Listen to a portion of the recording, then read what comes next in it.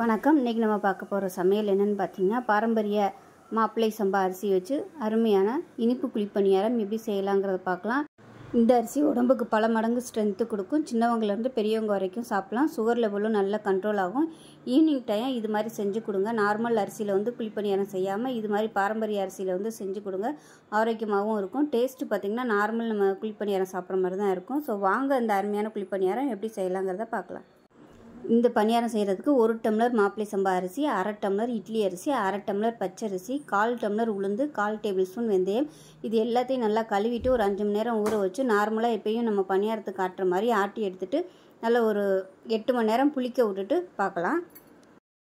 இப்போ பாருங்கள், மாவு வந்து நல்லா இந்த அளவுக்கு கெட்டி ஆட்டி நல்லா ஒரு 8 மணி நேரம் புளிக்க விட்டுட்டேன். இப்போ இதில் வந்து நம்ம சர்க்கரை சேர்த்துக்கலாம். நான் வந்து ஆர்கானிக் சக்கரை யூஸ் பண்ணுறேன், அதனால் வடிகட்டில். நீங்கள் வந்து வெல்லமோ மண்டை வெல்லம் அந்த மாதிரி யூஸ் பண்ணுறதா இருந்தால் இந்த அளவுக்கு எடுத்துக்கோங்க. தட்டி இந்த மாதிரி ஒரு கப் எடுத்து 1/4 டம்ளர் தண்ணி ஊற்றி வடிகட்டிட்டு சேர்த்துக்கோங்க. தண்ணி ஊற்றியில் கவனமாக ஊற்றணும், இல்லைன்னா பணியாரம் வந்து ஊற்றுறதுக்கு வராது, ரொம்ப தண்ணியாக போச்சுன்னா. இப்போ நான் வந்து இதை அப்படியே இதில் சேர்த்துக்கிறேன்.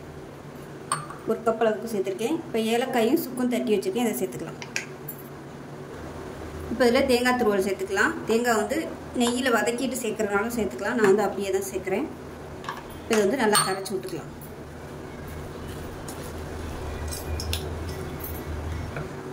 இப்போ இதை கலந்துக்கலாம். ரொம்ப கெட்டியாக இருந்துச்சுன்னா தேவைப்பட்டால் தண்ணி ஊற்றிக்கோங்க.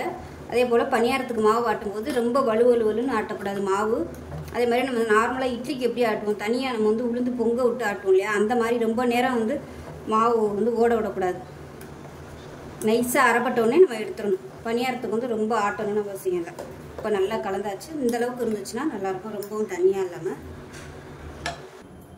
இப்போ பணியாரங்கள் நல்லா காஞ்சிருச்சு. எல்லா புளியிலையும் நெய்யும் எண்ணெயும் கலந்து வச்சுருக்கேன். இனிப்புங்கிறதுனால நெய்யும் எண்ணெயும் கலந்து வச்சுட்டோம்னா நல்லாயிருக்கும்.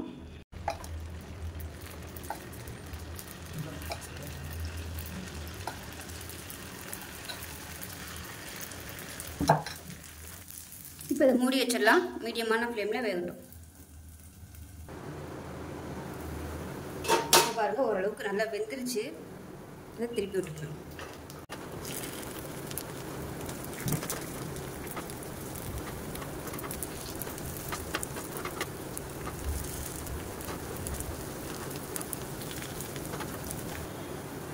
இப்போ நமக்கு குழிப்பணியாரம் சூப்பராக ரெடி ஆயிடுச்சு. மாப்பிள்ளை சம்பா குழிப்பணியாரம் எடுத்துடலாம். நான் வந்து இன்னைக்கு இனிப்பு தான் செஞ்சுருக்கேன். மாவு வந்து கொஞ்சமாக போட்டதுனால இனிப்பு தான் செஞ்சுருக்கேன். இதிலே காரம் செஞ்சிங்கனாலும் நல்லாயிருக்கும்.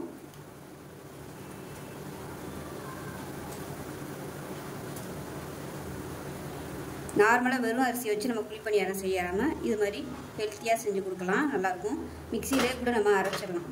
ரொம்ப கிரைண்டரில் இருக்குன்னு தனியாக கிரைண்டரில் போடணும்னு அவசியம் இல்லை.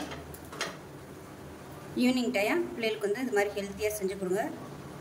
இப்போ இது மாதிரியே எல்லாத்தையும் ஊற்றி எடுத்துகிட்டு பார்க்கலாம்.